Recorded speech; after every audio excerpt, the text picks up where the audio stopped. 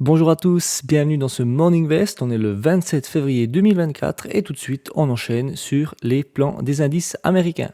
On commence avec le S&P 500 en journalier où on peut voir qu'on est dans un mouvement correctif mais on reste toujours dans ce canal haussier. Donc le flux reste haussier, on est toujours au-dessus des moyennes mobiles donc on est quand même très haussier, on respire un petit peu pour le moment.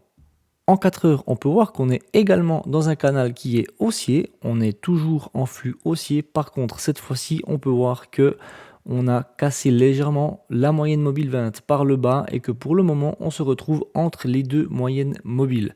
À voir par la suite de la journée si on continue dans cette dynamique entre les deux moyennes mobiles ou si on repasse par le dessus. En 1 heure et pour mon plan. Donc malgré ce mouvement correctif, je vais tout de même privilégier les achats puisque je vais suivre la tendance majeure qui, elle, reste bien haussière puisqu'on a vu en journalier qu'on est toujours bien au-dessus des moyennes mobiles.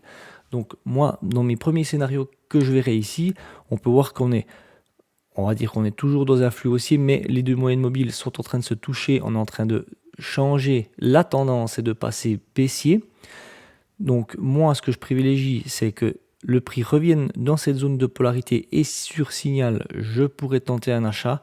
Et en cas de repli plus important sur cette zone de polarité qui converge également maintenant avec le bas du canal haussier et le 61,8 de tout ce mouvement haussier précédent, je pourrais également tenter un achat. Et bien évidemment, si on casse les précédents plus hauts que l'on a fait de la veille, je pourrais également tenter un achat malgré qu'on soit tout près des plus hauts historiques.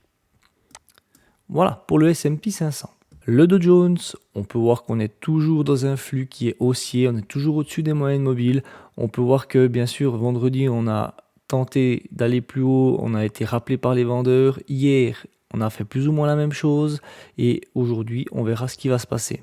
En 4 heures, on peut voir qu'on est toujours dans ce canal haussier, on est toujours en flux haussier, on avait cassé cette résistance par le haut jeudi passé, et là on fait un léger mouvement correctif, c'est vraiment un petit mouvement pour le moment, et on se rapproche gentiment de la moyenne mobile 20, mais on est toujours au-dessus de ces moyennes mobiles. En 1 heure, et pour mon plan, donc on peut voir qu'on est toujours dans une dynamique haussière, malgré que cette fois-ci on est passé sous les moyennes mobiles qu'on a juste ici. Ce que je vais privilégier pour aujourd'hui, c'est que malgré ce mouvement correctif qu'on a actuellement, je vais quand même rechercher de faire des achats vu que la tendance majeure reste vraiment bien haussière. Pour mes scénarios, si on reste dans cette zone de polarité ici et sur signal, je pourrais tenter un achat pour aller chercher les plus hauts de la veille qui sont ici. Et en cas de repli plus important dans cette zone de polarité qu'on peut voir qui a été travaillée sur ce sommet et ce sommet qu'on a ici et qui converge avec le palier des 50%, je pourrais également tenter un achat. Et vraiment en cas de correction vraiment forte sur le bas du canal qui converge également avec le 61,8 du dernier mouvement haussier, je pourrais également tenter un achat. Mais ça c'est vraiment en cas de correction vraiment beaucoup plus importante. Voilà pour le Dow Jones. Le Nasdaq, donc on peut voir que le Nasdaq toujours dans un flux haussier, toujours au-dessus des moyennes mobiles et également dans un léger mouvement correctif pour le moment. En 4 heures, on peut voir qu'on est toujours dans une dynamique haussière et on est au-dessus des moyennes mobiles malgré qu'on est venu toucher ici la moyenne mobile 20 qui a fait support dynamique mais qui a été rejeté par le prix. On peut également voir qu'on est toujours en dessous de cette résistance ici qui ne veut pas passer et entre cette zone de polarité. On peut dire dans une phase de range vu qu'on est en train de naviguer entre cette zone de résistance et cette zone de polarité et qu'il faut qu'on ait un signal soit par le cassage de cette résistance par le haut, soit un signal sur le bas de cette zone de polarité. On verra un petit peu mieux ça en 1 heure. En 1 heure et pour mon plan. Donc on peut voir qu'on est toujours dans un flux haussier bien que cette fois-ci on soit passé en dessous des moyennes mobiles. Pour aujourd'hui, je vais continuer de rechercher des achats puisque je vais suivre la tendance majeure qui elle reste bien haussière. Pour mon premier scénario, j'envisagerai un retour dans cette zone de polarité qui converge avec les 50% de tout ce dernier mouvement haussier.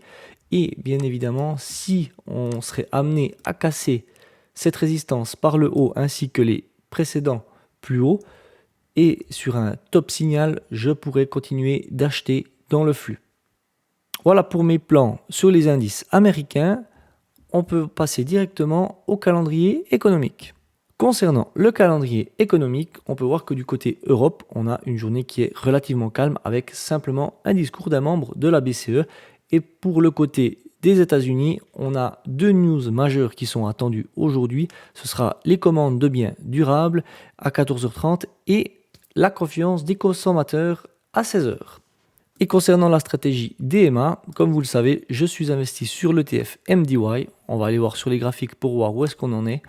On peut voir que depuis vendredi passé, on a envie d'acheter, mais que les vendeurs nous rappellent à l'ordre en nous faisant faire des dojis, des petits corps avec des longues mèches. Donc ce sont des bougies d'indécision quant à la direction future du marché.